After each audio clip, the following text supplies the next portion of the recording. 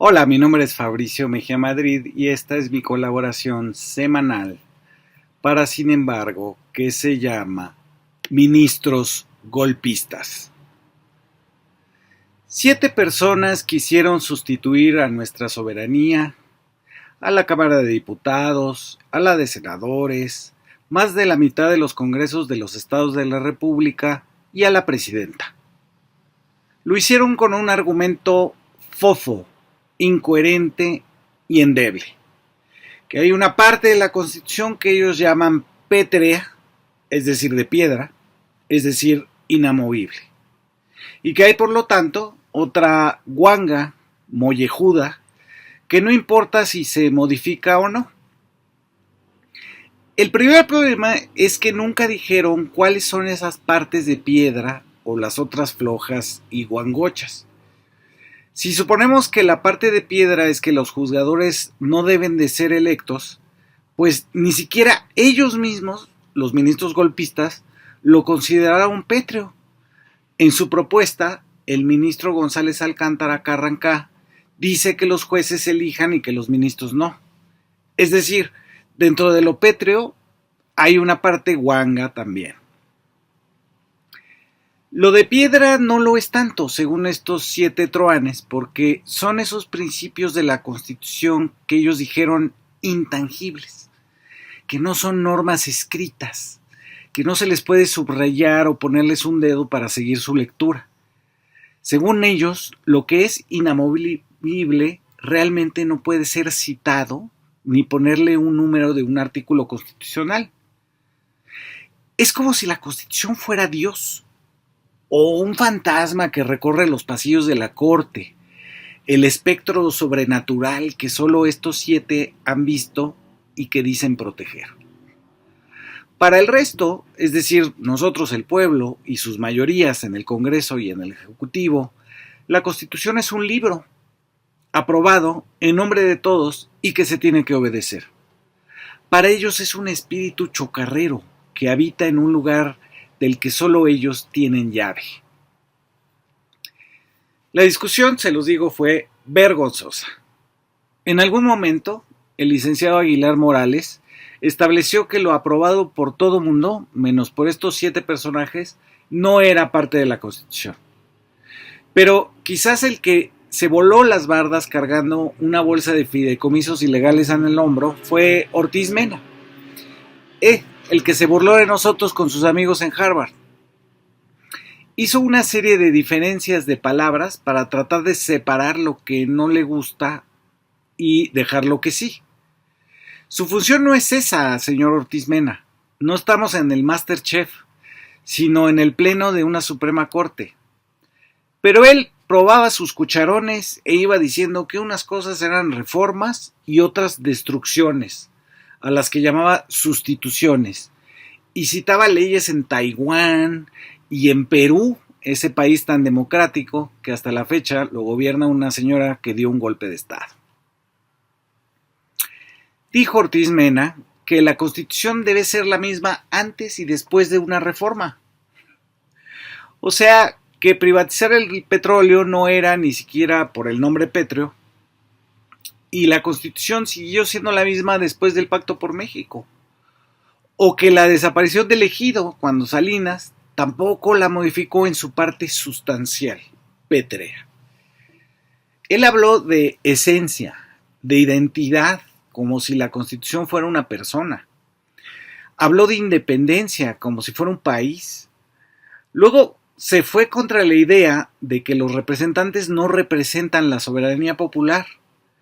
Le llamó a las 2/3 partes del Congreso y a más de la mitad de los estados de la República poder constituido, no constituyente. Volvían los fantasmas, los espectros, que solo pueden fluir en su constituyencia, pero una vez quietos en un constituido ya no eran una soberanía, sino simplemente un pobre poder reformador. Según él, la soberanía popular es etérea, no se materializa en ningún artículo, ni siquiera en una institución, un poder, una estructura de autoridad. Es más, dijo, la identidad de la Constitución es un entretejido, para no decir qué artículo. Pensemos un instante en su metáfora. La Constitución es una cobija y si se le descose una parte pierde su identidad. En mi casa hay varias que ya dejaron de ser sí mismas, pero igual me sirven. Qué suerte que no me tapo con la Constitución, porque con las reformas de Salinas, Zedillo y el Pacto por México me estaría tapando con un Kleenex. El abogado sentenció, Ortiz Mena: la soberanía no es un órgano, es del pueblo. Es decir, que es una especie de olor que viene del pueblo, pero que no tiene materialidad, que no puedes transportarlo a una Cámara de Diputados o Senadores porque se evapora. Luego, dramáticamente argumentó: la Constitución no es un pacto suicida. Ay, por ella brindo yo, déjenme llorar. Se reunieron las 2/3 partes del Congreso, la mitad de los congresistas locales, unas 1,700 personas en total, se vieron a los ojos, tomaron un cuchillo y se sangraron como Xóchitl Gálvez en un pacto suicida. Su carta de despedida fue un transitorio. Sus motivos son tan incoherentes como los corazones pétreos de las cobijas entretejidas. Son indescriptibles, inaccesibles, inmateriales. ¿Quién sabe por qué los 1,700 legisladores quisieron matarse? Habrán sido deudas o mal de amores. Ya entrado en la metáfora fallida, Ortiz Mena, quizás elaborando otro chistecito para los de Harvard, se atrevió a decir: en México no existe el mandato imperativo. Podemos pensar que emprendió una búsqueda del mandato y no lo encontró en ninguna región del país, en ninguna clase social, género, ni nivel de escolaridad.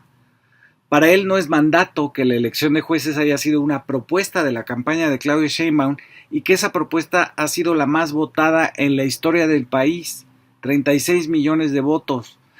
¿No le parece un mandato que quien lo propuso haya sido electa presidenta con 2/3 partes del Congreso precisamente para cambiar la Constitución?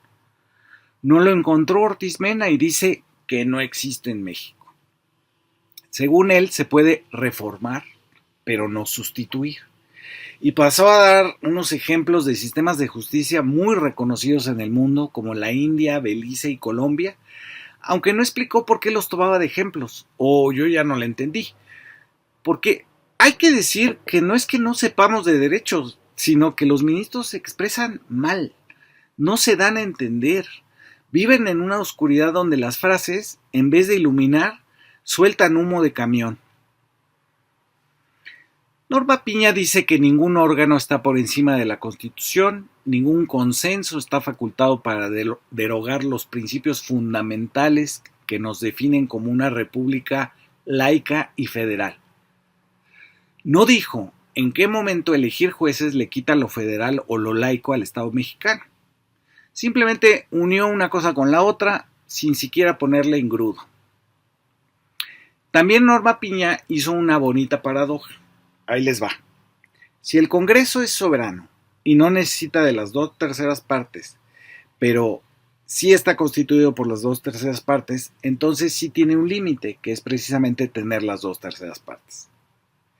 No dijo por qué, si el Congreso de Morena y aliados tiene las 2/3 partes, no puede ser soberano. ¿Por qué están en contradicción esas dos cosas? Le faltó ese pequeño detalle a su argumentación que fue pobre y lastimosa. No sé para qué tiene tanta gente trabajando en redactarle sus cosas, que los corra ya.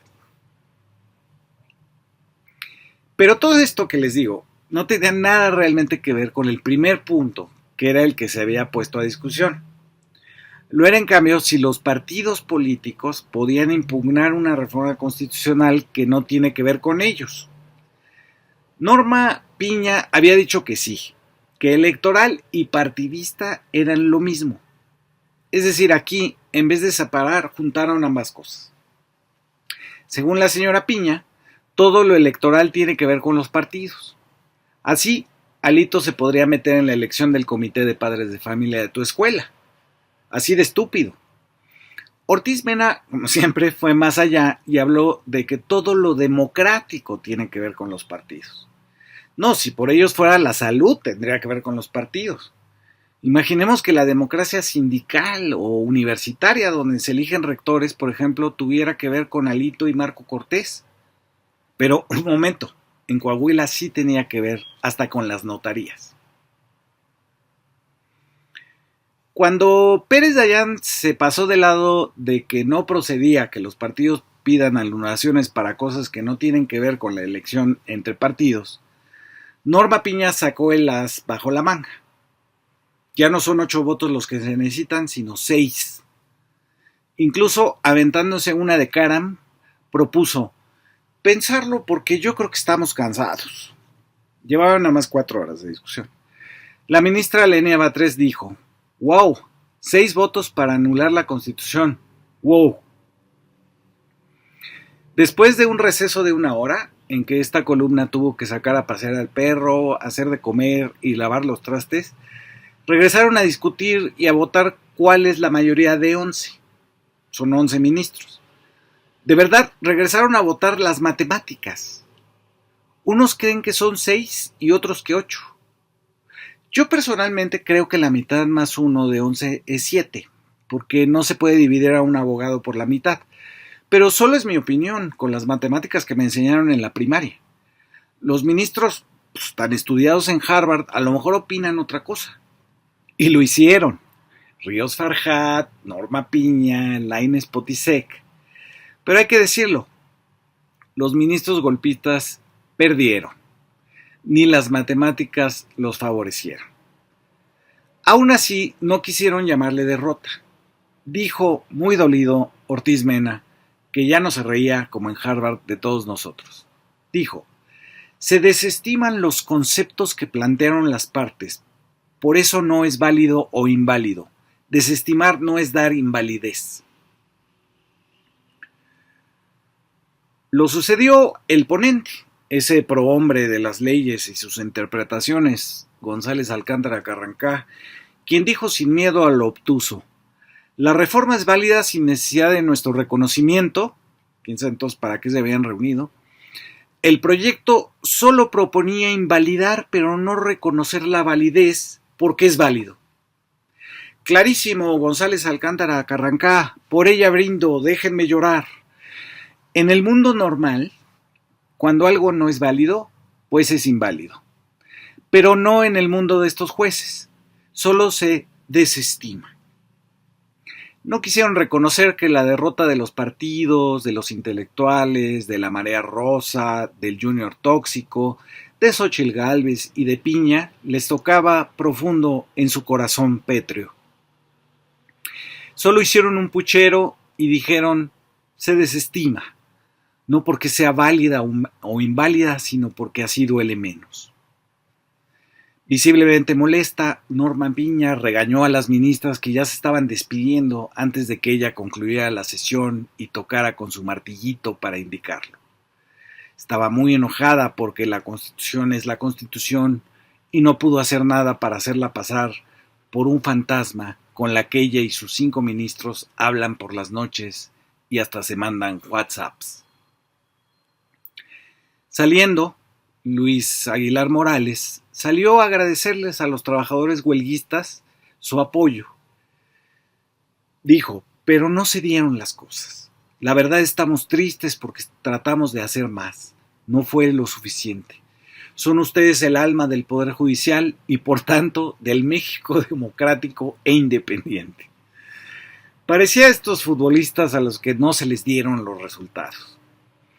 Quedaban atrás 6 años de entorpecer al Poder Legislativo, de hacer desplantes en actos públicos, de querer estar por encima de los poderes electos.